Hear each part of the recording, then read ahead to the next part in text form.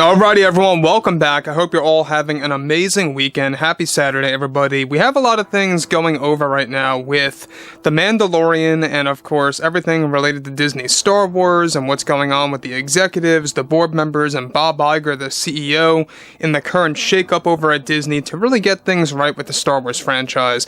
We know that Bob Iger is now completely settled on focusing strictly on movies eventually being the main thing again, where the shows will be more or less of a side thing to focus on. But moving on, past that, we know that the Mandalorian Season 3 finale kind of grew on a lot of fans. This is Mike Zero. Subscribe if you're new and like this video to see future Star Wars updates. I'm also on Twitter at Mike01. I thank you also very much for the great and kind support. Now, there's been a lot of talk among fans based on how the overall season came to a close. A lot of fans called it anticlimactic. I actually call it that because we didn't really get anything suspenseful at the end or anything that served as a big setup to the next big show, such as Ahsoka. And what's really intriguing is Favreau actually touches on their original ending idea, this alternate ending, if you will, that they had in mind before Kathleen Kennedy came into the picture and decided that it was not suitable for this story for some reason, who knows. It's Kathleen Kennedy. There's always going to be some kind of odd reason that is driven by some kind of agenda. But when we look at everything related to John here, it does create a couple of eye-openers. So, if you guys have not seen the finale, you will be running into some spoilers. I do suggest that you guys back out right now if you have not seen this in the finale.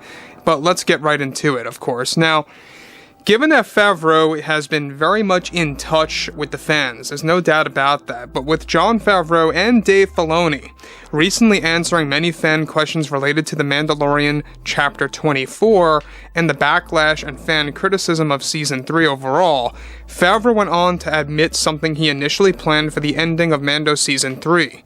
He goes on to say, of course, "So as I stated earlier, we had these plans, really big plans, when myself and Dave were working on the script to set things up with Thrawn.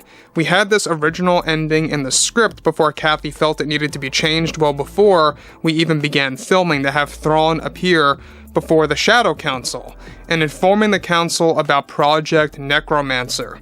We had planned to showcase Thrawn in full live action, not as a hologram, but sitting on his throne inside of his command station conversing the Shadow Council holograms.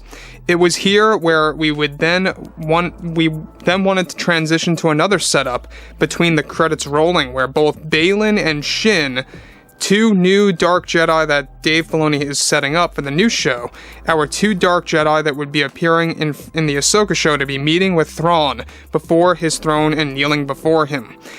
It's two scenes that we actually had in mind, that we had initially set things up well for the Ahsoka show, but Kathleen Kennedy insisted that we keep clear from using big cameos or character setups for a post-credit scene and or a mid-credit scene, the follow-up show to surprise the audience and more.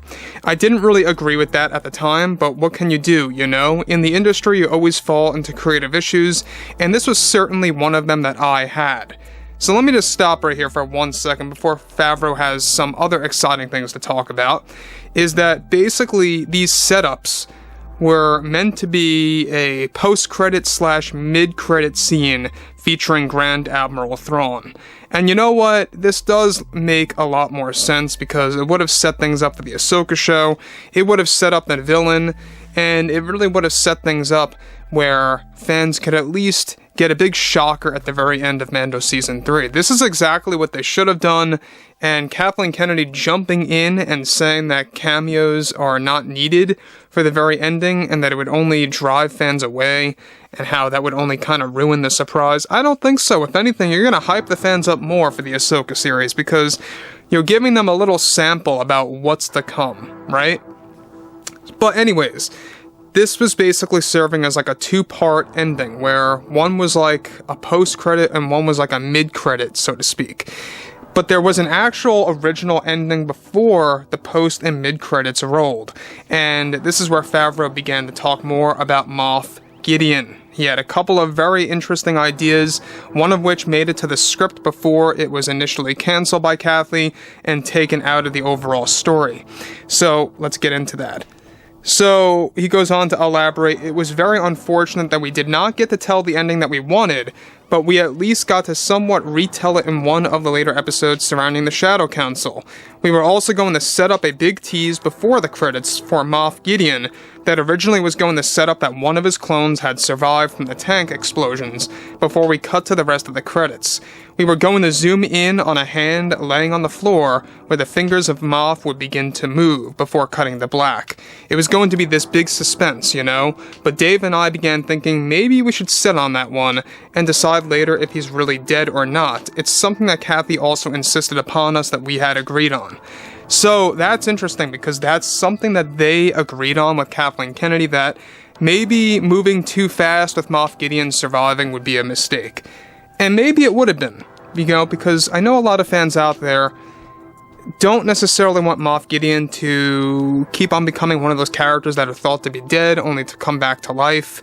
And so I think what should be done right now is we should just move on from Moff Gideon. As much as I love the villain, I'm not saying that I hate him, I think he's great.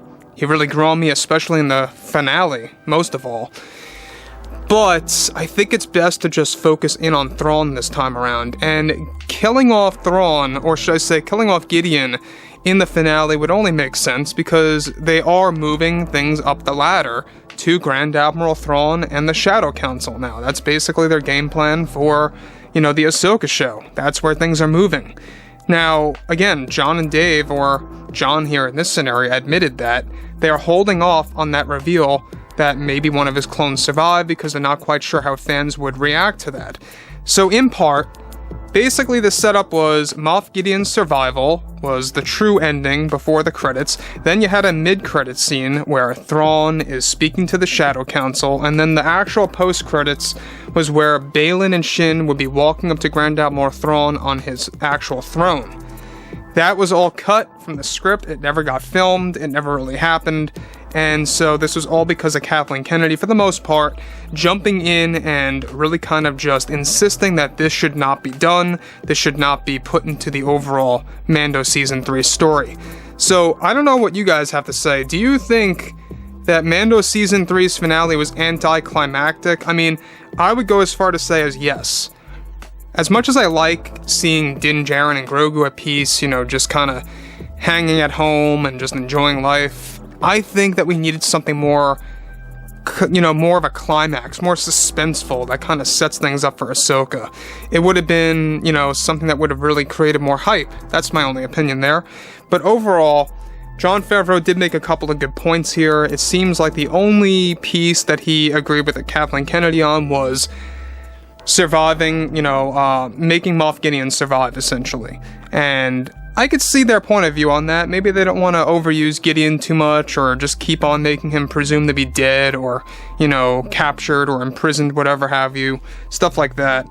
So anyways, guys, you know, fill me in below in the comments what you all have to say about this, and if you guys did enjoy the content for today, make sure to drop a thumbs up on this video to support the channel, and I'll catch you guys next time.